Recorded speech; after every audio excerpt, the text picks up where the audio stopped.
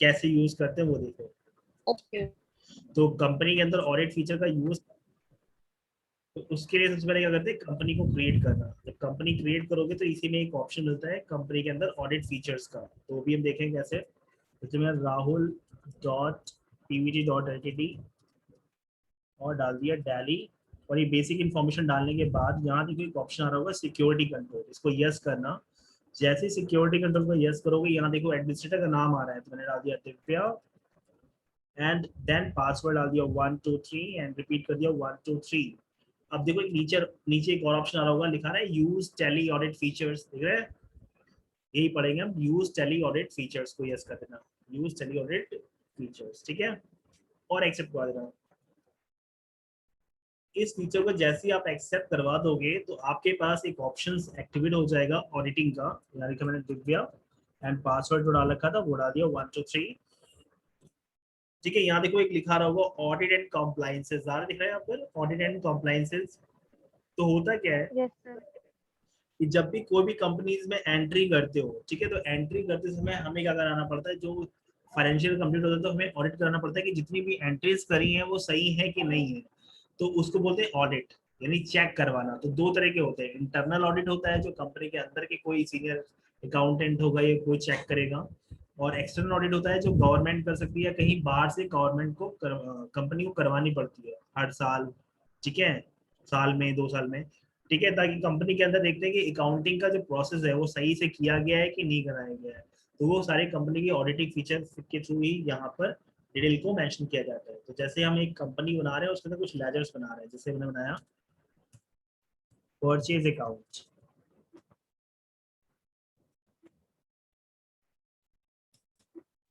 Check करते हैं laser कौन कौन से बने हैं, ऑडिट में जाओ, ये बना है, क्रिएट करते हैं, ठीक है, purchase account under purchase account accept, sales account under sales account accept, capital account under, इसमें आता है कैपिटल अकाउंट, आवाज नहीं आ रही, कहाँ हो, देन सर यहीं पे हैं। सर यहीं हम। अकाउंट अंडर बैंक अकाउंट डाल देना, और पीएनबी अकाउंट डाल देना, PNB account under bank account, लिखना hotel expenses under indirect expenses, और लास्ट टेलीफोन एक्सपेंसेस डाल दो, telephone expenses indirect expenses.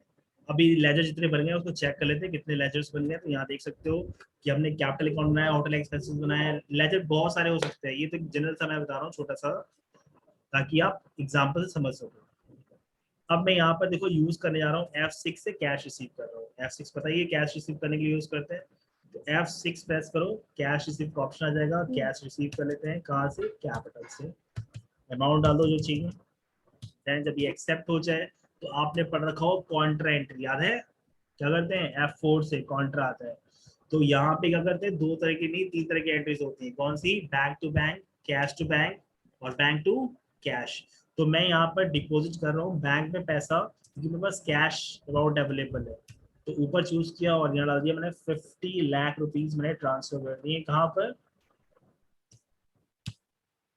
PNB में। तो ये एंट्री कौन सी हो गई, bank to cash, bank to cash entries हो चुकी है, कैश। ठीक है। यहाँ पे पूछ रहे हैं कितने कितने के नोट आपने दिए, तो वो डाल देना, ठीक, और एक्सेप्ट कर दिया। अब मान लो कि मुझे एक और पैसा निकालना है या ट्रांसफर करना है एसबीआई में, तो मैंने एसबीआई चूज किया, और एसबीआई में ट्रांसफर कहाँ से कर रहे हैं, पीएनबी से, मैंने कहा 25 लाख रुपीज ट्रांसफर कर रहे हैं, तो 25 लाख रुपीज ट्रांसफर हो गया कहाँ पर, एसबीआई में पीएनबी से। तो ये क्या हो गया, बैंक टू बैंक हो गया। अब कैश विड्रॉल करना है तो कैश ऊपर चूज करते हैं, और विड्रॉल करने के लिए कहाँ से विड्रॉ कर रहे हैं, मैंने कहा पीएनबी से, कितना कर रहे हैं, 225,000 रुपीज हम विड्रॉ कर रहे हैं, तो यहाँ से 25,000 रुपए निकल गए कैश के फॉर्म में।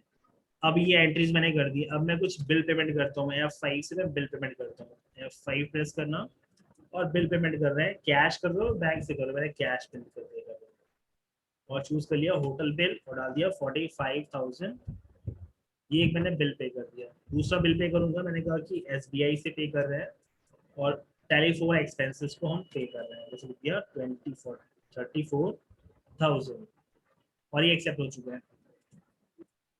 अब ये जितनी भी एंट्रीज करी हैं, ये तो एक यूजर ने करी होगी एंट्री। अब मान लो कोई एक सीनियर अकाउंटेंट है, वो चेक करने आएगा कि जो आपने एंट्रीज करी है वो सही है कि नहीं है, ठीक है। तो उस कंडीशन में क्या करेगा, वो ऑडिट पे जाएगा। कहाँ जाएगा, ऑडिट पे, कि आपने कौन कौन सी एंट्रीज करी हैं, और जो सही होगा उसको वो एक्सेप्ट करवा देगा। तो ऑडिट एंड कॉम्प्लाइंसेस पे जाएंगे, और यहाँ देखो लिखा आ रहा होगा ऑडिट डॉक्यूमेंट आ रहा है, और नीचे लिखा आ रहा होगा ऑडिट एनालिसिस, और नीचे आ रहा है फाइनेंशियल स्टेटमेंट। तो आप फाइनेंशियल स्टेटमेंट पे क्लिक करोगे, देखो कह रहा है बैलेंस शीट, तो बैलेंस शीट पे क्लिक किया हमने, तो ये सारे इन्फॉर्मेशन दिखा रहा हूँ कि बैलेंस शीट के अंदर क्या क्या इन्फॉर्मेशन हमने यूज किए हैं, ठीक है। ये सारे इन्फॉर्मेशन यहाँ पर शो हो रहे हैं। अब यहाँ पर हमें एक्सेप्ट करना है रिपोर्ट्स को या नहीं करना है, तो वो चूज कर सकते हो। तो यहाँ देखो ये लिखा है इनवर्स रिपोर्ट F9 दिख रहा है।